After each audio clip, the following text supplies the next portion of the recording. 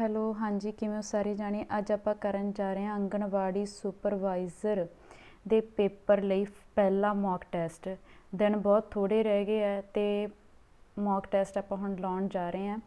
ਇਹਦੇ ਵਿੱਚ ਦੋਨੋਂ ਤਰ੍ਹਾਂ ਦੇ ਕੁਐਸਚਨਸ ਹੋਣਗੇ, ਡਿਫੀਕਲਟ ਲੈਵਲ ਦੇ ਵੀ ਹੋਣਗੇ ਅਤੇ ਰਿਪੀਟਡ ਲੈਵਲ ਦੇ ਵੀ ਹੋਣਗੇ। ਉਹਦਾ ਰੀਜ਼ਨ ਇਹ ਹੈ ਕਿ ਜਿਹੜਾ ਅੱਜ ਕੱਲ੍ਹ ਪੇਪਰ ਆ ਰਿਹਾ ਉਹਦੇ 'ਚ ਦੋ ਤਰ੍ਹਾਂ ਦੇ ਕੁਐਸਚਨਸ ਹੀ ਆ ਰਹੇ। ਕੁਛ ਕੁਐਸਚਨ ਤਾਂ ਰਿਪੀਟਡ ਆ ਰਿਹਾ, ਪਰ ਜਿਹੜਾ ਦੂਸਰੇ ਕੁਐਸਚਨਸ ਆ ਜਿਹੜੇ ਰਿਪੀਟਡ ਨਹੀਂ ਹੈਗੇ ਉਹਨਾਂ ਦਾ ਜਿਹੜਾ ਲੈਵਲ ਉਹ ਕਾਫੀ ਜ਼ਿਆਦਾ ਡਿਫੀਕਲਟ ਆ ਰਿਹਾ। ਸੋ ਆਪਾਂ ਨੂੰ ਦੋਨੋਂ ਚੀਜ਼ਾਂ ਨੂੰ ਧਿਆਨ 'ਚ ਰੱਖ ਕੇ ਜਿਹੜਾ ਹੈਗਾ ਇਹ ਟੈਸਟ ਆਪਾਂ ਤੁਹਾਨੂੰ ਇਹਦੇ 'ਚ ਅਪਲੋਡ ਕੀਤਾ ਹੋਇਆ। ਔਰ ਦੂਸਰੀ ਚੀਜ਼ ਇਹ ਹੈ ਕਿ ਤੁਸੀਂ ਇਹਨੂੰ ਅਟੈਂਪਟ ਕਿਵੇਂ ਕਰਨਾ, ਤੁਹਾਡੇ ਲਈ ਇਹ ਜ਼ਰੂਰੀ ਹੈ ਕਿ ਜਦੋਂ ਵੀਡੀਓ ਚੱਲ ਰਹੀ ਹੈ ਪਹਿਲਾਂ ਤੁਸੀਂ ਖੁਦ ਆਨਸਰ ਦੇਣਾ। ਮੇਰਾ ਆਨਸਰ ਸੁਣਨ ਤੋਂ ਪਹਿਲਾਂ ਵੀਡੀਓ ਨੂੰ ਪੌਜ਼ ਕਰੋ, ਆਪਣਾ ਆਨਸਰ ਲਾਓ, ਉਸ ਤੋਂ ਬਾਅਦ ਤੁਹਾਡਾ ਆਨਸਰ ਮੇਰੇ ਆਨਸਰ ਨਾਲ ਮੈਚ ਕਰੋ, ਉਹਦੀ ਐਕਸਪਲੇਨੇਸ਼ਨ ਸੁਣੋ ਕਿ ਇਹਦਾ ਇਹ ਆਨਸਰ ਕਿਉਂ ਆਇਆ ਹੈਗਾ, ਠੀਕ ਹੈ। ਔਰ ਕਿਸੇ ਵੀ ਚੀਜ਼ ਨੂੰ ਯਾਦ ਰੱਖਣ ਦੇ ਸਿਰਫ ਦੋ ਤਰੀਕੇ ਹੁੰਦੇ ਆ। ਇੱਕ ਤਾਂ ਇਹ ਕਿ ਉਸ ਚੀਜ਼ ਦੀ ਰਿਵੀਜ਼ਨ ਵਾਰ-ਵਾਰ ਕੀਤੀ ਜਾਵੇ ਅਤੇ ਦੂਸਰਾ ਤਰੀਕਾ ਇਹ ਹੁੰਦਾ ਕਿ ਉਹਨੂੰ ਟ੍ਰਿਕ ਨਾਲ ਯਾਦ ਕੀਤਾ ਜਾਵੇ। ਜਿਹੜੀਆਂ ਟ੍ਰਿਕ ਨਾਲ ਚੀਜ਼ਾਂ ਯਾਦ ਕਰਦੇ ਨੇ ਉਹ ਆਪਣੇ ਦਿਮਾਗ ਦੇ ਵਿੱਚ ਜਿਹੜੀਆਂ ਹੈਗੀਆਂ ਉਹ ਕਿਤੇ ਨਾ ਕਿਤੇ ਫਿਕਸ ਹੋ ਜਾਂਦੀਆਂ ਹੈਗੀਆਂ। ਅਤੇ ਆਪਾਂ ਇਹਨਾਂ ਕੁਐਸਚਨਸ ਨੂੰ ਉਦੋਂ ਤੱਕ ਜਦੋਂ ਤੱਕ ਪੇਪਰ ਨਹੀਂ ਆਪਣਾ ਆ ਰਿਹਾ ਹੈਗਾ ਉਦੋਂ ਤੱਕ ਇਸ ਹਿਸਾਬ ਨਾਲ ਯਾਦ ਕਰ ਲਾਂਗੇ, ਤੁਹਾਨੂੰ ਪੂਰੇ ਕੁਐਸਚਨਸ ਆ ਜਿਹੜੇ ਯਾਦ ਹੋ ਜਾਣਗੇ। ਹਾਂਜੀ, ਫਰਸਟ ਕੁਐਸਚਨ ਹੈ, Who was the first speaker of Punjab Legislative Assembly? Punjab legislative assembly ਦੇ ਪਹਿਲੇ ਸਪੀਕਰ ਕੌਣ ਸੀ? ਇਸ ਦਾ ਸਹੀ ਆਨਸਰ ਹੈ ਜੀ ਸਰਦਾਰ ਕਪੂਰ ਸਿੰਘ। ਇਹਨੂੰ ਯਾਦ ਕਿਵੇਂ ਕਰਨਾ? ਸਪੀਕਰ ਦੇ ਵਿੱਚੋਂ ਜਿਹੜੀ ਹੈਗੀ ਹੈ ਪੀਕ ਵਰਡ ਲਓ, ਪੀਕ ਨੂੰ ਪੀਕ ਦੀ ਬਜਾਏ ਪੈਕ ਪੜ੍ਹੋ ਅਤੇ ਇਹਨੂੰ ਉਲਟਾ ਕਰ ਦਿਓ ਕੈਪ। ਸਰਦਾਰ ਕਪੂਰ ਸਿੰਘ, ਕੈਪ ਕਪੂਰ ਦੀ ਕੈਪ, ਠੀਕ ਹੈ, ਸਰਦਾਰ ਕਪੂਰ ਸਿੰਘ। ਹੁਣ ਮੈਨੂੰ ਲੱਗਦਾ ਤੁਹਾਨੂੰ ਯਾਦ ਹੋਵੇ ਕਿਉਂਕਿ ਇਹਦੀ ਇੰਨੀ ਐਕਸਪਲੇਨੇਸ਼ਨ ਬਹੁਤ ਹੁੰਦੀ ਆ। ਹੁਣ ਪੇਪਰ ਦੇ ਵਿੱਚ ਦੋ ਤਰ੍ਹਾਂ ਦੇ ਤਰੀਕਿਆਂ ਨਾਲ ਜਿਹੜਾ ਹੈਗਾ ਉਹ ਕੁਐਸਚਨ ਪੁੱਟ ਕੀਤੇ ਜਾਂਦੇ ਆ। ਉਹ ਕਿਹੜੇ ਕਿਹੜੇ ਤਰੀਕੇ ਆ? ਇਹ ਤਾਂ ਦੇਖੋ ਇਹਨਾਂ ਨੇ ਸਿੰਪਲ ਪੁੱਛਿਆ, ਕੋਈ ਡੇਟ ਮੈਂਸ਼ਨ ਨਹੀਂ ਕੀਤੀ, 1947 ਤੋਂ ਬਾਅਦ ਵਾਲਾ ਪੁੱਛ ਰਿਹਾ ਜਾਂ ਫਿਰ 1966 ਤੋਂ ਬਾਅਦ ਵਾਲਾ ਪੁੱਛ ਰਹੇ ਆ। ਜੇ ਤਾਂ ਸਿੰਪਲ ਇਸੇ ਤਰ੍ਹਾਂ ਹੀ ਕੁਐਸਚਨ ਆਉਂਦਾ ਤਾਂ ਇਹਦਾ ਆਨਸਰ ਬਿਲਕੁਲ ਸਹੀ ਹੈ, ਸਰਦਾਰ ਕਪੂਰ ਸਿੰਘ। ਕਈ ਵਾਰ ਉਹ ਆਪਣੇ ਪੇਪਰ ਨੂੰ ਹੋਰ ਵੀ ਜ਼ਿਆਦਾ ਡਿਫੀਕਲਟ ਬਣਾਉਣ ਦੇ ਲਈ ਉਹ ਡੇਟ ਮੈਂਸ਼ਨ ਕਰ ਦਿੰਦੇ ਆ ਕਿ who was the first speaker of Punjab legislative assembly after 1966 ਕਿ 1966 ਤੋਂ ਬਾਅਦ ਦੀ ਜਿਹੜੀ ਪੰਜਾਬ ਦੀ ਫਸਟ ਲੈਜਿਸਲੇਟਿਵ ਅਸੈਂਬਲੀ ਸੀ ਉਹਦੇ ਸਪੀਕਰ ਕੌਣ ਸੀ? ਤਾਂ ਉਹਦਾ ਸਹੀ ਆਨਸਰ ਹਰਬੰਸ ਸਿੰਘ ਹੋਏਗਾ। ਯਾਦ ਰੱਖਣਾ, ਹਰਬੰਸ ਸਿੰਘ। ਦੋਨੋਂ ਕੁਐਸਚਨ ਆ, ਦੋਨੋਂ ਯਾਦ ਰੱਖਿਓ। ਹਾਂਜੀ, move to the second question, name of the guru who composed Laavan the poetry for Anand Karaj. ਉਸ ਗੁਰੂ ਦਾ ਨਾਮ ਦੱਸਣਾ ਜਿਨ੍ਹਾਂ ਨੇ ਲਾਵਾਂ ਕੰਪੋਜ਼ ਕੀਤੀਆਂ, ਲਾਵਾਂ ਲਿਖੀਆਂ, ਦਾ ਪੋਇਟਰੀ ਫॉर ਆਨੰਦ ਕਾਰਜ। ਆਨੰਦ ਕਾਰਜ ਦੇ ਪੂਰੇ ਪਾਠ ਦੇ ਵਿੱਚ ਜਿਹੜੀ ਉਹ ਪੋਇਟਰੀ ਆ ਲਾਵਾਂ ਦੀ ਉਹ ਕਿਹਨਾਂ ਨੇ ਲਿਖੀ ਸੀ? ਤਾਂ ਇਸ ਦਾ ਸਹੀ ਆਨਸਰ ਹੈ ਜੀ ਸ੍ਰੀ ਗੁਰੂ ਰਾਮਦਾਸ ਜੀ। ਪਰ ਜੇ ਇਕੱਲਾ ਆਨੰਦ ਕਾਰਜ ਆਉਂਦਾ ਤਾਂ ਉਸ ਦਾ ਸਹੀ ਆਨਸਰ ਹੈ ਜਿਹੜਾ ਉਹ ਗੁਰੂ ਅਮਰਦਾਸ ਜੀ ਆਊਗਾ। ਆਨੰਦ ਅਤੇ ਅਮਰ, ਜਿਹੜਾ ਬੰਦਾ ਆਨੰਦ 'ਚ ਰਹੂਗਾ ਉਹੀ ਅਮਰ ਹਾਸਲ ਕਰਦਾ, ਠੀਕ ਹੈ। ਤਾਂ ਆਨੰਦ ਅਤੇ ਅਮਰ ਇੱਥੋਂ ਯਾਦ ਰੱਖਣਾ। ਲਾਵਾਂ ਗੁਰੂ ਰਾਮਦਾਸ ਜੀ ਨੇ ਜਿਹੜੀਆਂ ਹੈਗੀਆਂ ਉਹ ਕੰਪੋਜ਼ ਕੀਤੀਆਂ ਸੀ। ਉਲਝਣਾ ਨਹੀਂ ਹੈਗਾ, ਆਨੰਦ ਕਾਰਜ ਇਕੱਲਾ ਗੁਰੂ ਅਮਰਦਾਸ ਜੀ ਨੇ ਅਤੇ ਜਿਹੜੀਆਂ ਲਾਵਾਂ ਸੀ ਉਹ ਗੁਰੂ ਰਾਮਦਾਸ ਜੀ ਨੇ ਐਡ ਕੀਤੀਆਂ ਸੀ। ਹਾਂਜੀ, ਥਰਡ ਕੁਐਸਚਨ, ਇਨ ਵਿਚ district Takhni Rehmpur sanctuary is situated. ਜਿਹੜੀ ਤਖਨੀ ਰਹਿਮਪੁਰ ਸੈਂਚੁਰੀ ਕਿੱਥੇ ਸੈਚੂਏਟਡ ਹੈ? ਇਹਦੀ ਫਸਟ ਆਪਸ਼ਨ ਹੈ ਜੀ Hoshiarpur, second option Amritsar, third option ਹੈ ਪਟਿਆਲਾ। ਤਾਂ ਇਸ ਦਾ ਜਿਹੜਾ ਸਹੀ ਆਨਸਰ ਹੈ ਉਹ ਹੈਗਾ ਹੁਸ਼ਿਆਰਪੁਰ। ਹੁਣ ਇਹਨੂੰ ਯਾਦ ਕਿਵੇਂ ਕਰਨਾ ਹੈ? ਹੁਸ਼ਿਆਰਪੁਰ, ਹੁਸ਼ਿਆਰ ਲੋਕਾਂ ਵਾਸਤੇ ਆਪਾਂ ਇੱਕ ਹੋਰ ਜਿਹੜਾ ਵਰਡ ਆ ਉਹ ਪੰਜਾਬੀ 'ਚ ਯੂਜ਼ ਕੀਤਾ ਜਾਂਦਾ ਹੈ, ਉਹ ਹੈਗਾ ਕਿ ਆਪਾਂ ਕਹਿੰਦੇ ਬੜਾ ਤਿੱਖਾ, ਇਹ ਬੜਾ ਹੁਸ਼ਿਆਰ ਹੈ, ਬੜਾ ਤਿੱਖਾ ਹੈ। ਤਾਂ ਉੱਥੋਂ ਯਾਦ ਰੱਖਣਾ ਤਿੱਖੇ ਤੋਂ Takhni. Fourth, who among the following has won both Sahitya academy award and the Sangeet academy award. ਨੀਚੇ ਦਿੱਤੇ ਗਿਆਨ 'ਚੋਂ ਅਜਿਹਾ ਕਿਹੜਾ ਪਰਸਨ ਹੈ ਜਿਸ ਨੇ ਦੋਨੇ ਅਵਾਰਡ ਜਿੱਤੇ ਹੋਣ, ਸਾਹਿਤਿਆ ਅਕੈਡਮੀ ਅਵਾਰਡ ਐਂਡ ਸੰਗੀਤ ਅਕੈਡਮੀ ਅਵਾਰਡ। ਤਿੰਨੋਂ ਪਰਸਨ ਹੀ ਬਹੁਤ ਫੇਮਸ ਹੈ। ਫਸਟ ਹੈ ਬਲਵੰਤ ਸਿੰਘ ਜੀ, ਸੈਕਿੰਡ ਹੈ ਕਰਤਾਰ ਸਿੰਘ ਦੁੱਗਲ ਜੀ, ਥਰਡ ਹੈ ਅੰਮ੍ਰਿਤਾ ਸ਼ੇਰਗਿੱਲ ਜੀ। ਤਾਂ ਇਸ ਦਾ ਸਹੀ ਆਨਸਰ ਹੈ option A Balwant Singh ji.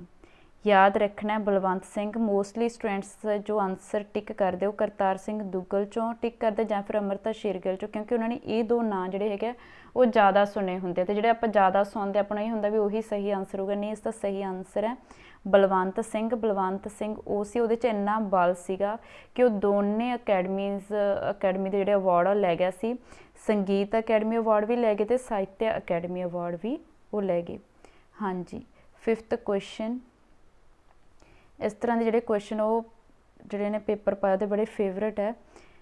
Match the following, एक साइड तो तुहानूं वर्क दिते गए, दूसरी साइड तो तुहानूं राइटर्स के नेम दिते गए। पवित्र पापी, पवित्र पापी एक नॉवल है, किसका है? शिव कुमार बटालवी का है, अमृता प्रीतम का है, नानक सिंह का है, दलीप कौर टिवाणा का है। पहले आ वीडियो पॉज कर लो, तुसीं आप आंसर लो।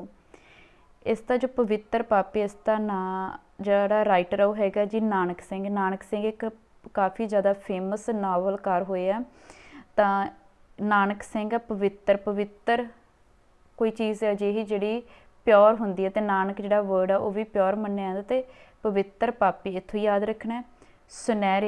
ਸੁਨਹਿਰੇ ਜਿਹੜਾ ਹੈਗਾ ਤੁਹਾਡਾ ਆਨਸਰ ਹੈ ਜੀ ਅਮ੍ਰਿਤਾ ਪ੍ਰੀਤਮ। ਇਹ ਤੁਸੀਂ ਕਿਵੇਂ ਯਾਦ ਰੱਖਣਾ? ਅੰਮ੍ਰਿਤਸਰ ਹਰਿਮੰਦਰ ਸੁਨਹਿਰੇ, ਠੀਕ ਹੈ, ਸੁਨਹਿਰੇ ਰੰਗ ਦਾ ਬਣਿਆ ਹੋਇਆ ਸੁਨਹਿਰੇ। ਅੰਮ੍ਰਿਤਾ ਪ੍ਰੀਤਮ ਪੀੜਾਂ ਦਾ ਪ੍ਰਗ, ਇਹ ਦੱਸਣ ਦੀ ਜ਼ਰੂਰਤ ਨਹੀਂ ਹੈਗੀ ਕਿਉਂਕਿ ਪੀੜਾਂ ਦੁੱਖ ਦਰਦ ਦਾ ਜਿਹੜਾ ਤੁਹਾਨੂੰ ਇਹਦੇ 'ਚ ਬਿਆਨ ਹੋ ਰਿਹਾ। ਅਤੇ ਸ਼ਿਵ ਕੁਮਾਰ ਬਟਾਲਵੀ ਦਾ ਨਾਮ ਸ਼ੁਰੂ ਤੋਂ ਹੀ ਦੁੱਖ ਦਰਦ ਦੇ ਗੀਤਾਂ ਕਵਿਤਾਵਾਂ ਨਾਲ ਜੁੜਿਆ ਹੈ। ਤਾਂ ਇਹ ਤਾਂ ਤੁਸੀਂ ਥੋੜ੍ਹਾ ਜਿਹਾ ਵੀ ਕਾਮਨ ਸੈਂਸ ਯੂਜ਼ ਕਰੋਗੇ, ਨਾਲ ਦੀ ਨਾਲ ਪੀੜਾਂ ਦਾ ਪ੍ਰਗ ਸ਼ਿਵ ਕੁਮਾਰ ਬਟਾਲਵੀ ਲੱਗ ਜਾਏਗਾ।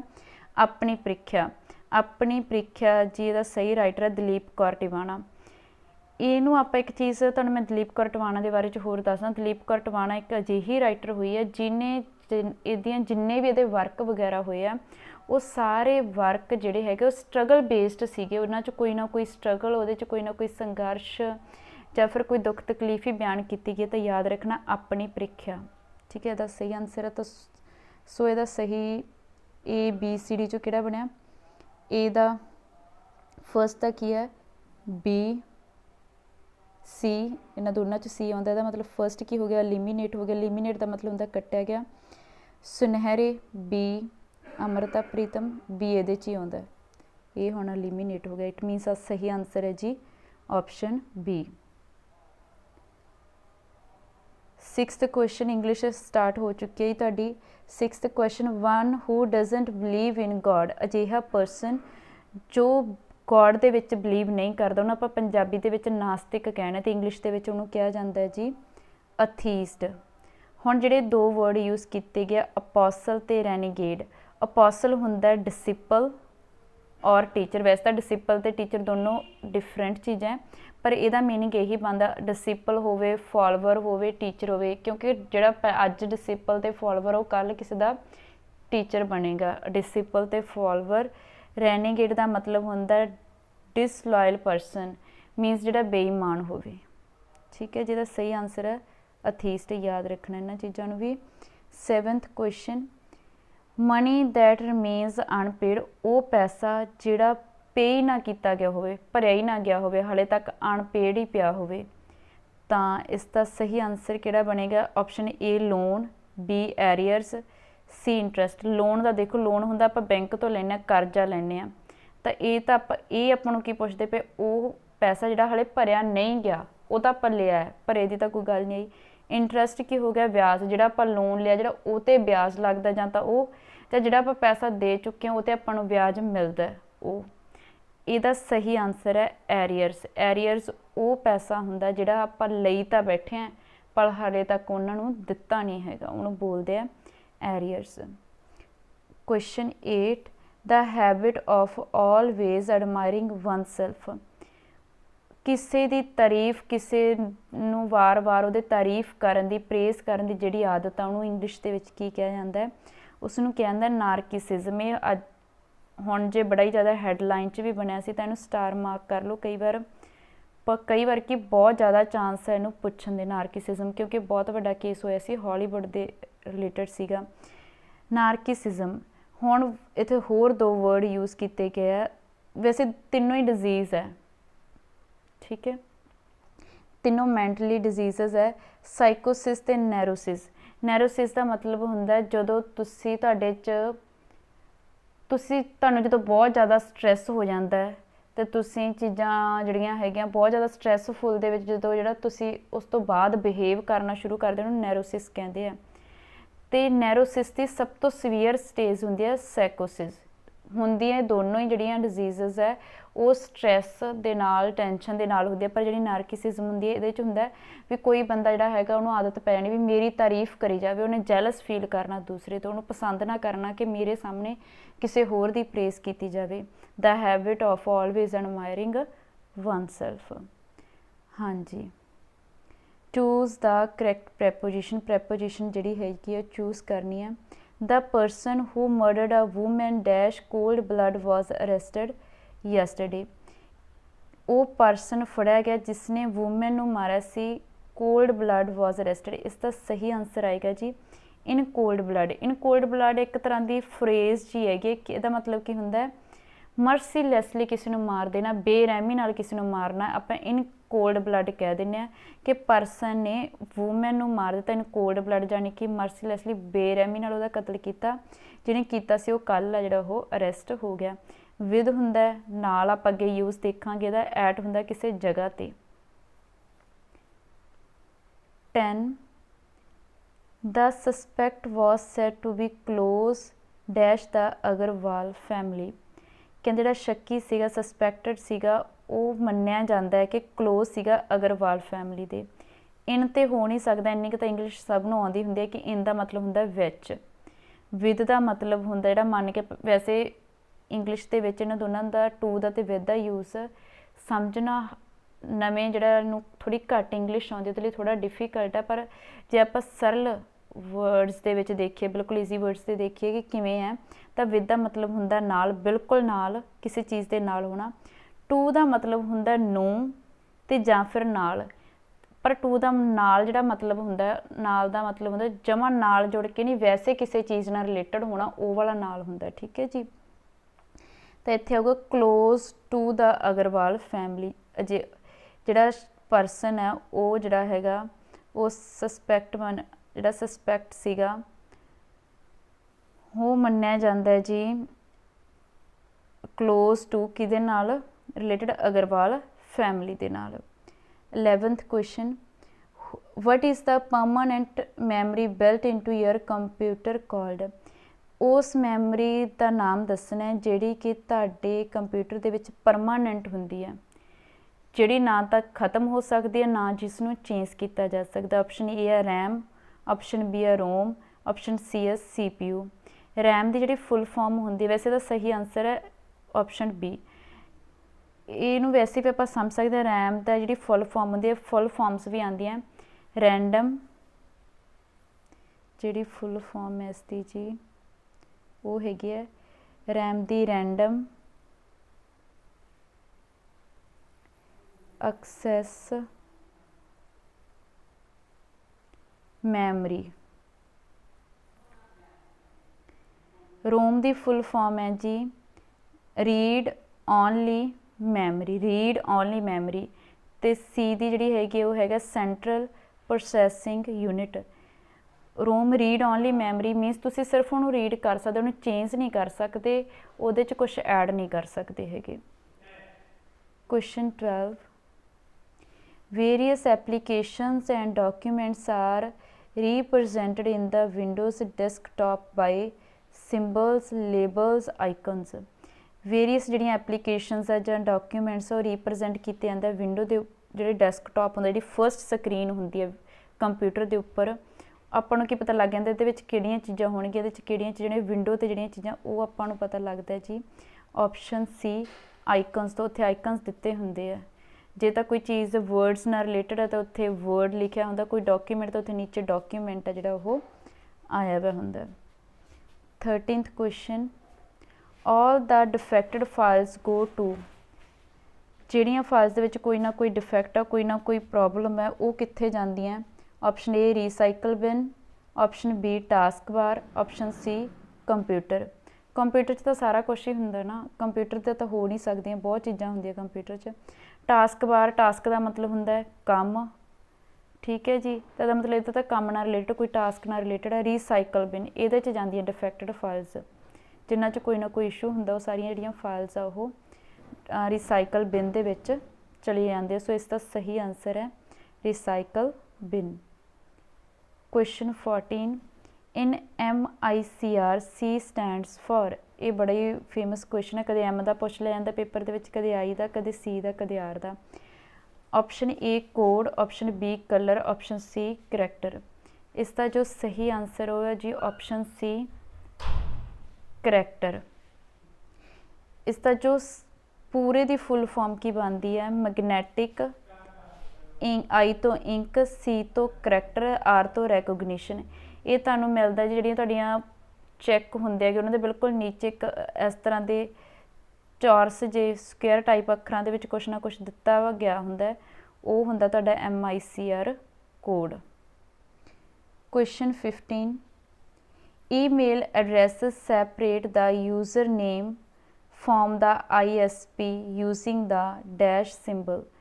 कहंदे ईमेल एड्रैस जो तुसीं अपना लिखदे हो तो उहदे च एक चीज़ यूज़ की जाती है, एक सिंबल यूज़ किया जाता जिहड़ा कि ISP नूं बनाउंदा, फॉर्म करदा ISP नूं। तां इह ते सब ईजी क्वेश्चन है मैनूं लगदा इस मॉक टैसट दा, और सब नूं पता भी होएगा। किसी भी मेल एड्रैस दे विच परसेंटेज नहीं हुंदा, एंड नहीं हुंदा हैगा। तो इसका सही आंसर बनता है जी ऑप्शन बी @ आपां जिहड़ा यूज़ करते हैं। पर क्वेश्चन उत्थे इस तो अगर उन्होंने डिफिकल्ट करना है तो वो पुछदे है जी full form of the ISP। ISP की जिहड़ी फुल फॉर्म है वो की है? ISP की फुल फॉर्म है internet service provider. Internet service provider. हाँ जी। क्वेश्चन 16 जिन्हां निज़मां द्वारा किसी भाषा का सही ज्ञान प्राप्त किया जाता उन्होंने की कहा जाता है? मीनस वो निज़म जिन्होंने आप भाषा बोलनी भी सीख सकते हैं, लिखनी भी सीख सकते हैं, पढ़नी भी सीख सकते हो, किहड़े निज़म होंगे? कल्ली बोली हो नहीं सकता, कल्ले वर्णा नाल भी कुछ नहीं होंदा। सही आंसर है जी व्याकरण। किसी भाषा भी जो सीखते हैं ना आपां तां उहदे जिहड़ी हैगी व्याकरण जिहड़ी सीखनी बहुत जरूरी हुंदी है। वो भाषा कोई भी होवे, हिंदी होवे, पंजाबी होवे, इंग्लिश होवे। क्वेश्चन 17 मन के भावां नूं प्रगट करन लई शब्दां राहीं जिहड़े विचार प्रगटाए जाते हैं उन्हां नूं की कहा जाता है? जो अपने मन दीयां गल्लां किसी नाल करन लई जिहड़े शब्दां राहीं आपां आपदे विचार प्रगट करदे उन्हां नूं की कहंदे? लिखती बोली, बोलचाल दी बोली जां कल्ली बोली? लिखती बोली तो वो जिहड़े आपां लिखदे हैं, बोलचाल दी बोली जिहड़ी आपां रोज़ाना आपदी भाषा वरतदे। सिर्फ बोली भाषा कोई भी होवे बोल के आपां जिहड़े अपने विचार वो दूसरे नाल सांझे करते हैं। सो इसका सही आंसर है जी ऑप्शन सी बोली।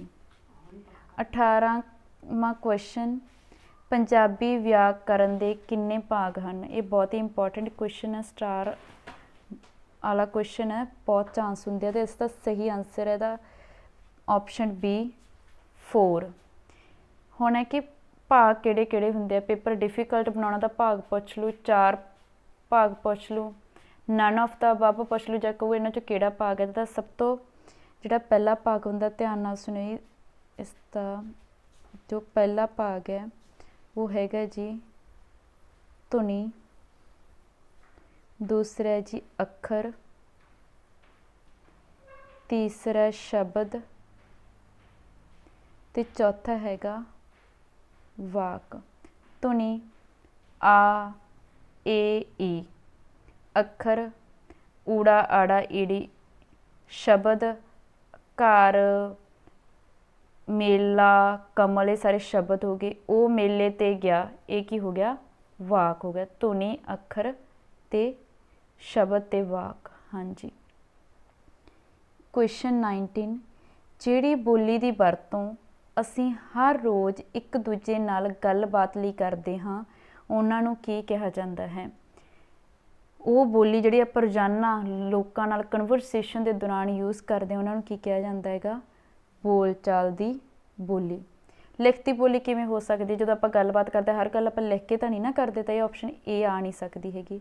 ਮਾਂ ਬੋਲੀ, ਸਿਰਫ ਆਪਾਂ ਮਾਂ ਬੋਲੀ 'ਚ ਥੋੜ੍ਹੀ ਗੱਲਬਾਤ ਕਰਦੇ, ਆਪਣੀ ਮਾਂ ਬੋਲੀ ਪੰਜਾਬੀ ਹੈ, ਪਰ ਨਹੀਂ ਆਪਾਂ ਕੁਛ ਥਾਵਾਂ 'ਤੇ ਇੰਗਲਿਸ਼ ਯੂਜ਼ ਕਰਦੇ ਹਾਂ, ਕੁਛ ਥਾਵਾਂ 'ਤੇ ਹਿੰਦੀ ਯੂਜ਼ ਕਰਦੇ, ਕੁਛ ਥਾਵਾਂ 'ਤੇ ਪੰਜਾਬੀ ਯੂਜ਼ ਕਰਦੇ, ਸੋ ਇਹ ਆਨਸਰ ਵੀ ਸਹੀ ਨਹੀਂ ਹੈਗਾ। ਇਹ ਤਾਂ ਸਿਰਫ ਇੱਕੋ ਹੀ ਆਨਸਰ ਸਹੀ ਹੈ, ਉਹ ਹੈਗਾ ਜੀ ਆਪਸ਼ਨ ਸੀ, ਬੋਲਚਾਲ ਦੀ ਬੋਲੀ।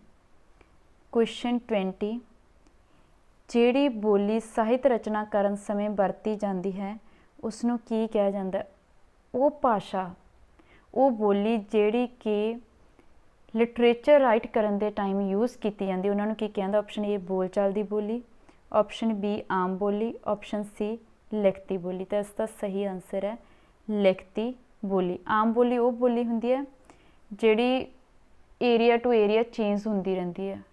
ਬਠਿੰਡਾ 'ਚ ਹੋਰ ਕੋਈ ਭਾਸ਼ਾ ਯੂਜ਼ ਕੀਤੀ ਜਾਂਦੀ, ਮਾਝੇ 'ਚ ਹੋਰ, ਦੁਆਬੇ 'ਚ ਹੋਰ, ਮਾਲਵੇ 'ਚ ਹਲਕਾ ਹਲਕਾ ਜਿਹੜਾ ਫਰਕ ਆ ਉਹ ਹੈਗਾ ਭਾਸ਼ਾਵਾਂ ਦੇ ਵਿੱਚ, ਆਪਾਂ ਪਹਿਚਾਣ ਵੀ ਜਾਂਦੇ ਹਾਂ, ਠੀਕ ਹੈ। ਤਾਂ ਬੋਲਚਾਲ ਦੀ ਬੋਲੀ ਜਿਹੜੀ ਤੁਹਾਨੂੰ ਮੈਂ ਪਹਿਲਾਂ ਵੀ ਕਲੀਅਰ ਕਰਤੀ ਹੈਗੀ, ਕੋਈ ਵੀ ਭਾਸ਼ਾ ਹੋ ਸਕਦੀ ਹੈ, ਫਿਰ ਸਾਰੀਆਂ ਭਾਸ਼ਾਵਾਂ 'ਚ ਥੋੜ੍ਹੀ ਲਿਟਰੇਚਰ ਲਿਖਿਆ ਹੁੰਦਾ। ਇਹ ਤਾਂ ਨਹੀਂ ਪੰਜਾਬੀ ਦਾ ਲਿਟਰੇਚਰ ਲਿਖ ਰਿਹਾ 'ਚ ਹਿੰਦੀ ਇੰਗਲਿਸ਼ ਸਾਰੀਆਂ ਭਾਸ਼ਾਵਾਂ ਵਰਤੀਆਂ ਜਾਣਗੀਆਂ, ਨਹੀਂ, ਕੁਛ ਪੰਜਾਬੀ ਵਰਤੀ ਜਾਊਗੀ, ਇੰਗਲਿਸ਼ ਦਾ ਲਿਟਰੇਚਰ ਲਿਖਣ ਦੇ ਟਾਈਮ ਹੀ ਇੰਗਲਿਸ਼ ਭਾਸ਼ਾ ਯੂਜ਼ ਕੀਤੀ ਜਾਊਗੀ, ਜਦੋਂ ਹਿੰਦੀ ਦਾ ਲਿਟਰੇਚਰ ਲਿਖਿਆ ਜਾਊਗਾ ਤਾਂ ਹਿੰਦੀ ਲੈਂਗੁਏਜ ਯੂਜ਼ ਕੀਤੀ ਜਾਊਗੀ। ਇਟ ਮੀਨਸ ਕੀ ਹੈਗਾ, ਇਸ ਦਾ ਸਹੀ ਆਨਸਰ ਹੈ ਲਿਖਤੀ ਬੋਲੀ। ਕੁਐਸਚਨ 21, ਹਾਂਜੀ, ਵਟ ਇਜ਼ ਡਿਵੈਲਪਮੈਂਟ? ਡਿਵੈਲਪਮੈਂਟ ਕੀ ਹੈ? Quantitative only, qualitative only, option C quantitative and qualitative. Quantitative ਹੁੰਦਾ ਹੈਗਾ ਕੋਈ ਚੀਜ਼ ਨੰਬਰਾਂ ਦੇ ਵਿੱਚ ਇਨਕਰੀਜ਼ ਹੋ ਰਹੀ ਹੈ, ਉਹਨੂੰ ਆਪਾਂ ਕੁਆਂਟੀਟਿਵ ਕਹਿੰਦੇ ਹਾਂ। ਜਿਵੇਂ ਹਾਈਟ ਵੱਧ ਗਈ, ਅੱਜ 3 ਫੁੱਟ ਸੀ, ਫਿਰ 4 ਫੁੱਟ ਹੋ ਗਏ, ਫਿਰ ਉਮਰ ਦੇ ਹਿਸਾਬ ਨਾਲ 5 ਫੁੱਟ ਹੋ ਗਏ, ਇਹ ਹੋ ਗਈ ਕੁਆਂਟੀਟੀ ਦੇ ਵਿੱਚ ਡਿਵੈਲਪਮੈਂਟ ਹੁੰਦੀ ਹੈ ਲੋਕਾਂ ਦੇ ਵਿੱਚ। ਸਭ ਦਾ ਵੇਟ ਵੀ ਵੱਧਦਾ ਹੈ, ਏਜ ਵੀ ਵੱਧ ਰਹੀ ਹੈ, ਹਾਈਟ ਵੀ ਵੱਧ ਰਹੀ ਹੈ, ਕੁਆਂਟੀਟੀ ਦੀ ਜਿਹੜੀ ਡਿਵੈਲਪਮੈਂਟ ਆ ਉਹ ਹੁੰਦੀ ਹੈ, ਪਰ ਓਨਲੀ ਕੁਆਂਟੀਟਿਵ ਨਹੀਂ। ਕੁਆਲਿਟੇਟਿਵ ਕੀ ਹੁੰਦਾ? ਕੁਆਲਿਟੇਟਿਵ ਹੁੰਦਾ ਹੈ ਤੁਹਾਡੀ ਲੈਂਗੁਏਜ ਦੇ ਵਿੱਚ ਵਾਧਾ ਹੋਣਾ। ਪਹਿਲਾਂ ਬੱਚੇ 2-4 ਕੁਛ ਵੀ ਨਹੀਂ ਬੋਲਦੇ, ਸਿਰਫ ਹਲਕੀ ਜਿਹੀਆਂ ਜਿਹੜੀਆਂ ਹੈਗੀਆਂ ਆਵਾਜ਼ਾਂ ਕਰਦੇ ਆ, ਫਿਰ 2-4 ਸ਼ਬਦ ਬੋਲਣ ਲੱਗਦੇ ਆ, ਫਿਰ ਹਲਕਾ ਹਲਕਾ ਜਿਹੜਾ ਹੈਗਾ ਉਹ ਵਾਕ ਬਣਾਉਣੇ ਸ਼ੁਰੂ ਕਰਦੇ, ਪਰ ਛੋਟੇ, ਫਿਰ ਉਹ ਲੰਬੇ ਲੰਬੇ ਵਾਕ ਬਣਾਉਣ ਲੱਗਦੇ, ਫਿਰ ਉਹ ਅਬਸਟਰੈਕਟ ਜਿਹੜੀਆਂ ਟਾਈਪ ਦੀਆਂ ਗੱਲਾਂ ਉਹ ਵੀ ਕਰਨੀਆਂ ਅਤੇ ਸਮਝਣ ਲੱਗ ਪੈਂਦੇ। ਇਹਨੂੰ ਕੀ ਕਹਿੰਦੇ ਆਪਾਂ? ਕੁਆਲਿਟੇਟਿਵ ਜਿਹੜੀ ਹੈਗੀ ਹੈ। ਇਮੋਸ਼ਨਲੀ ਬੱਚੇ ਨੂੰ ਪਹਿਲਾਂ ਸੈਲਫ ਸੈਂਟਰਡ ਹੁੰਦੇ, ਫਿਰ ਉਹ ਦੂਸਰਿਆਂ ਨਾਲ ਪਿਆਰ ਕਰਨਾ ਸਿੱਖਦੇ, ਫਿਰ ਉਹਨਾਂ ਦੀ ਜਿਹੜੀ ਇਮੋਸ਼ਨਲ ਡਿਵੈਲਪਮੈਂਟ ਹੁੰਦੀ ਉਹ ਵੀ ਕੁਆਲਿਟੀ 'ਚ ਹੁੰਦੀ ਹੈ। ਇੱਕ ਚੀਜ਼ ਯਾਦ ਰੱਖਿਓ, 1.2% ਚਾਂਸ ਹੁੰਦੇ ਉਹਨਾਂ ਆਪਸ਼ਨਾਂ ਦੇ ਸਹੀ ਹੋਣ ਦੇ ਜਿਨ੍ਹਾਂ ਦੇ ਪਿੱਛੇ ਜਿੱਥੇ ਸਿਰਫ ਲਿਖਿਆ, ਯਾਨੀ ਕਿ ਓਨਲੀ ਲਿਖਿਆ ਹੋਵੇ। ਜਿੱਥੇ ਓਨਲੀ ਲਿਖਿਆ ਉਹ 99.5% ਚਾਂਸ ਹੈ ਕਿ ਉਹ ਆਪਸ਼ਨ ਗਲਤ ਹੀ ਹੁੰਦੀ ਹੈ। ਸੋ ਇਹ ਆਪਸ਼ਨ ਗਲਤ ਹੈ। ਇਹ ਤਾਂ ਨਹੀਂ ਇਕੱਲਾ ਕੱਦ ਭਾਰ ਇਹ ਵਧਿਆ ਹੀ ਜਾਂਦਾ, ਉਹਦੀ ਕੋਈ ਭਾਸ਼ਾ ਦੀ ਡਿਵੈਲਪਮੈਂਟ ਹੀ, ਉਹਦੀ ਕੋਈ ਇਮੋਸ਼ਨਲ ਡਿਵੈਲਪਮੈਂਟ ਹੀ ਹੋ ਰਹੀ, ਨੋ ਹੁੰਦੀ ਹੈ। ਸੋ ਓਨਲੀ ਇਹ ਵੀ ਨਹੀਂ ਹੈਗਾ ਕਿ ਇਮੋਸ਼ਨਲੀ ਜਾਂ ਲੈਂਗੁਏਜ ਲੈਵਲ 'ਤੇ ਡਿਵੈਲਪ ਹੋ ਰਿਹਾ ਬੱਚਾ, ਜਾਂ ਉਹਦੀ ਕੋਈ ਵੇਟ ਨਹੀਂ ਇਨਕਰੀਜ਼ ਹੋ ਰਿਹਾ, ਉਹਦਾ ਕੋਈ ਹਾਈਟ ਇਨਕਰੀਜ਼ ਨਹੀਂ ਹੋ ਰਹੀ, ਨਹੀਂ, ਇਹ ਵੀ ਨਹੀਂ ਹੁੰਦਾ ਹੈਗਾ। ਸੋ ਇਸ ਦਾ ਜੋ ਸਹੀ ਆਨਸਰ ਉਹ ਹੈਗਾ ਜੀ ਆਪਸ਼ਨ ਸੀ, ਕਿ ਦੋਨੋਂ ਤਰ੍ਹਾਂ ਦੀਆਂ ਡਿਵੈਲਪਮੈਂਟਸ ਹੁੰਦੀਆਂ, ਕੁਆਂਟੀਟਿਵ ਕੀ ਹੁੰਦੀ ਹੈ ਅਤੇ ਕੁਆਲਿਟੇਟਿਵ ਵੀ ਹੁੰਦੀ ਹੈ। 22, ਵਟ is the time period of school childhood? 6 ਤੋਂ 12 ਸਾਲ, option B 1 to 3 years, option C 3 to 6 year। ਕਿਹੜਾ ਸਹੀ ਆਨਸਰ ਹੈ? ਤਾਂ ਇਸ ਦਾ ਸਹੀ ਆਨਸਰ ਬਣਦਾ ਜੀ 6 ਤੋਂ 12 ਸਾਲ। ਆਪਾਂ 3 ਤੋਂ 6 ਸਾਲ ਨਹੀਂ ਲਾਉਣਾ, ਨੋ ਡਾਊਟ ਅੱਜ ਕੱਲ੍ਹ ਬੱਚੇ ਜਿਹੜੇ ਉਹ 3-3.5 ਸਾਲ ਦੀ ਉਮਰ 'ਚ ਹੀ ਸਕੂਲ ਪਾ ਦਿੱਤੇ ਜਾਂਦੇ ਆ, ਪਰ ਨਹੀਂ, ਜਿਹੜਾ ਇਹ ਆਨਸਰ ਇਹ ਪਹਿਲਾਂ ਜਦੋਂ ਆਪਾਂ ਪੜ੍ਹਦੇ ਹੁੰਦੇ ਸੀ ਉਸ ਟਾਈਮ ਤੋਂ, ਜਦੋਂ 5 ਸਾਲ ਤੋਂ ਬਾਅਦ ਬੱਚੇ ਸਕੂਲ 'ਚ ਪਾਏ ਜਾਂਦੇ ਸੀ, ਤਾਂ ਉਸ ਹਿਸਾਬ ਨਾਲ ਚੱਲਣਾ, ਆਪਣੇ ਬਚਪਨ 'ਚ ਚਲੇ ਜਾਣਾ ਆਨਸਰ ਟਿਕ ਕਰਨ ਦੇ ਦੌਰਾਨ। 6 ਤੋਂ 12 ਸਾਲ ਸਕੂਲ ਚਾਈਲਡਹੁੱਡ, ਠੀਕ ਹੈ ਜੀ। Question 23, what is the time period of prenatal stage? ਪਹਿਲਾਂ ਤਾਂ ਪ੍ਰੀ ਨਟਾਲ ਜਿਹੜਾ ਇੱਥੇ ਵਰਡ ਆਇਆ ਇਹਦਾ ਕੀ ਮਤਲਬ? ਪ੍ਰੀ ਨਟਾਲ ਦਾ ਮਤਲਬ ਹੁੰਦਾ, ਮਤਲਬ 'ਚ ਇਹਦਾ ਆਨਸਰ ਹੈ ਬਰਥ ਤੋਂ ਪਹਿਲਾਂ, ਜਦੋਂ ਉਹਦਾ ਬਰਥ ਹੋਇਆ ਹੀ ਨਹੀਂ ਹੈਗਾ ਉਹਨੂੰ ਬੋਲਦੇ ਪ੍ਰੀ ਨਟਾਲ। ਤਾਂ ਇਟ ਮੀਨਸ ਇਹਦਾ ਆਨਸਰ ਸਹੀ ਹੈਗਾ ਬਿਫੋਰ ਬਰਥ। ਇਨਫੈਂਟ ਕੀ ਹੁੰਦਾ? ਬਿਲਕੁਲ ਛੋਟਾ ਬੱਚਾ ਜਿਹੜਾ ਹਾਲੇ ਨਿਊ ਬੋਰਨ ਹੈ। ਅਡਲਟਹੁੱਡ ਕੀ ਹੁੰਦਾ? ਅਡੋਲਸੈਂਸ ਤੋਂ ਬਾਅਦ, ਯਾਨੀ ਕਿ 27-28 ਤੋਂ ਬਾਅਦ ਜਿਹੜੀ ਏਜ ਆਉਂਦੀ ਉਹਨੂੰ ਆਪਾਂ ਅਡਲਟਹੁੱਡ ਬੋਲਦੇ ਹੈਗੇ। 24 ਕੁਐਸਚਨ, ਇਨ ਵਿਚ time period social relationship become important, ਕਹਿੰਦੇ ਉਹ ਕਿਹੜੀ ਆਪਣੀ ਜ਼ਿੰਦਗੀ ਦਾ ਟਾਈਮ ਪੀਰੀਅਡ ਹੁੰਦਾ ਹੈ ਜਦੋਂ ਆਪਾਂ ਨੂੰ ਲੋਕਾਂ ਨਾਲ ਰਿਲੇਸ਼ਨਸ਼ਿਪ ਬਣਾਉਣੀਆਂ ਕਾਫੀ ਜ਼ਿਆਦਾ ਚੰਗੀਆਂ ਲੱਗਦੀਆਂ। First option in adolescence, option B in infancy, option C in childhood. Infancy ਦੀ ਜਿਹੜੀ ਏਜ ਹੁੰਦੀ ਹੈ ਬਹੁਤ ਛੋਟੀ ਹੁੰਦੀ ਹੈ, ਇਸ ਟਾਈਮ ਤਾਂ ਹਾਲੇ ਬੱਚਾ ਸਕੂਲ ਜਾਣਾ ਸ਼ੁਰੂ ਵੀ ਨਹੀਂ ਹੋਇਆ ਹੁੰਦਾ, ਹਾਲੇ ਘਰ ਘਰ 'ਚ ਹੀ ਹੁੰਦਾ ਹੈਗਾ। ਸੋ ਉਹਨੂੰ ਸੋਸ਼ਲ ਰਿਲੇਸ਼ਨਸ਼ਿਪ ਤਾਂ ਕੁਛ ਨਹੀਂ, ਜੇ ਬੱਚਾ ਘਰ ਤੋਂ ਬਾਹਰ ਜਾਊਗਾ ਤਾਂ ਸੋਸ਼ਲ ਰਿਲੇਸ਼ਨਸ਼ਿਪ ਬਣਾਊਗਾ ਨਾ। ਇਹ ਵੀ ਆਪਸ਼ਨ ਜਿਹੜੀ ਗਲਤ ਹੈ, ਆਪਸ਼ਨ ਸੀ ਕਿਉਂ ਗਲਤ ਹੈ, ਇਹ ਤਾਂ ਵੈਸੇ ਸਹੀ ਆਨਸਰ ਤੁਹਾਨੂੰ ਆਪਾਂ ਦੱਸ ਦਈਏ। ਇਨ ਅਡੋਲਸੈਂਸ, ਚਾਈਲਡਹੁੱਡ ਦੇ ਵਿੱਚ ਕੀ ਹੁੰਦਾ, ਬੱਚਾ ਉਹਦੇ ਪੇਰੈਂਟਸ 'ਤੇ ਟੋਟਲੀ ਡਿਪੈਂਡ ਹੁੰਦਾ, ਉਹਦਾ ਖਾਣਾ, ਉਹਦੀ ਯੂਨੀਫਾਰਮ ਪ੍ਰੈਸ ਕਰਨਾ, ਸਭ ਕੁਛ ਜਿਹੜਾ ਚਾਈਲਡਹੁੱਡ ਦੇ ਵਿੱਚ ਹੁੰਦਾ ਉਹ ਪੇਰੈਂਟਸ 'ਤੇ ਡਿਪੈਂਡੈਂਟ ਹੁੰਦਾ। ਸੋ ਲੋਕਾਂ 'ਤੇ ਜ਼ਿਆਦਾ ਬਿਲੀਵ ਵੀ ਨਹੀਂ ਕਰਦਾ ਹੈਗਾ। ਜਿਹੜੀ ਮੇਨ ਸੋਸ਼ਲ ਰਿਲੇਸ਼ਨਸ਼ਿਪ ਹੈ, ਲੋਕਾਂ ਨਾਲ ਮੇਨ ਰਿਲੇਸ਼ਨਸ਼ਿਪ ਬਣਾਉਣ ਦੇ ਵਿੱਚ ਪਰਸਨ ਇੰਟਰਸਟਡ ਹੁੰਦਾ, ਉਹ ਹੁੰਦਾ ਅਡੋਲਸੈਂਸ ਦੇ ਵਿੱਚ। ਹਾਂਜੀ, question 25, what is the time period of early childhood. ਜਿਹੜਾ ਅਰਲੀ ਚਾਈਲਡਹੁੱਡ ਦਾ ਟਾਈਮ ਪੀਰੀਅਡ ਹੈਗਾ ਉਹ ਕਿਹੜਾ ਹੈਗਾ, ਉਹ ਹੈਗਾ ਜੀ 0 ਤੋਂ 1 ਸਾਲ ਨਹੀਂ ਹੈਗਾ। ਉਹਦਾ ਕਾਰਨ ਕੀ ਹੈ, ਇਹ ਇਨਫੈਂਸੀ ਪੀਰੀਅਡ ਹੈ, ਬਹੁਤ ਛੋਟਾ ਬੱਚਾ ਹੈ। ਅਤੇ ਜਿਹੜਾ 1 ਤੋਂ 3 ਸਾਲ ਹੈ ਇਹ ਅਰਲੀ ਚਾਈਲਡਹੁੱਡ 'ਚ ਆਉਂਦਾ। 6 ਤੋਂ 12 ਸਾਲ ਆਪਾਂ ਆਲਰੇਡੀ ਪੜ੍ਹ ਚੁੱਕੇ ਹਾਂ ਸਕੂਲ ਚਾਈਲਡਹੁੱਡ ਦਾ। ਸੋ 1 ਤੋਂ 3 ਸਾਲ ਜਿਹੜਾ ਹੈਗਾ ਉਹ ਬੱਚੇ ਦਾ ਅਰਲੀ ਚਾਈਲਡਹੁੱਡ ਹੈ। ਜੇ ਆਪਾਂ ਨੂੰ ਇਹ ਕੁਐਸਚਨ ਵੀ ਆ ਜਾਂਦਾ ਹੈ ਕਿ ਸਭ ਤੋਂ ਵੱਧ ਜਿਹੜੀ ਡਿਵੈਲਪਮੈਂਟ ਹੈ ਬੱਚੇ ਦੀ ਉਹ ਕਿਹੜੇ ਟਾਈਮ ਪੀਰੀਅਡ ਦੇ ਵਿੱਚ ਹੁੰਦੀ ਹੈ, ਤਾਂ 0 ਤੋਂ 1 ਸਾਲ ਦੇ ਵਿੱਚ ਹੁੰਦੀ ਹੈ। ਜੇ 0 ਤੋਂ 1 ਸਾਲ ਨਹੀਂ ਆਉਂਦਾ ਤਾਂ 1 ਤੋਂ 3 ਸਾਲ ਹੁੰਦੀ ਹੈ। ਜੇ ਮੰਨ ਕੇ ਚੱਲੋ ਵੀ 0 ਤੋਂ 1 ਵੀ ਆ ਗਿਆ, 1 ਤੋਂ 3 ਵੀ ਆ ਗਿਆ, ਅਤੇ ਬਿਫੋਰ ਬਰਥ ਯਾਨੀ ਕਿ ਪ੍ਰੀ ਨਟਾਲ ਸਟੇਜ ਵੀ ਆ ਗਈ, ਤਾਂ ਉਸ ਟਾਈਮ ਪ੍ਰੀ ਨਟਾਲ ਸਟੇਜ ਆਊਗੀ। ਬਿਫੋਰ ਬਰਥ ਉਸ ਤੋਂ ਵੀ ਜ਼ਿਆਦਾ ਹੁੰਦਾ। ਜਿਵੇਂ ਜਿਵੇਂ ਬੱਚਾ ਵੱਧਦਾ ਜਾਂਦਾ ਉਵੇਂ ਉਵੇਂ ਦੀ ਜਿਹੜੀ ਡਿਵੈਲਪਮੈਂਟ ਰੇਟ ਹੈ ਜਿਹੜਾ ਉਹ ਘਟਦਾ ਜਾਂਦਾ ਹੈ। ਠੀਕ ਹੈ ਜੀ, ਇਹ ਸੀ ਅੱਜ ਦੇ question answers. I hope you will like this video and you will get the all important information regarding your paper. These all parts are so important. These are the selected questions. So if you like the video, then please like the video, subscribe the channel also. Thank you so much.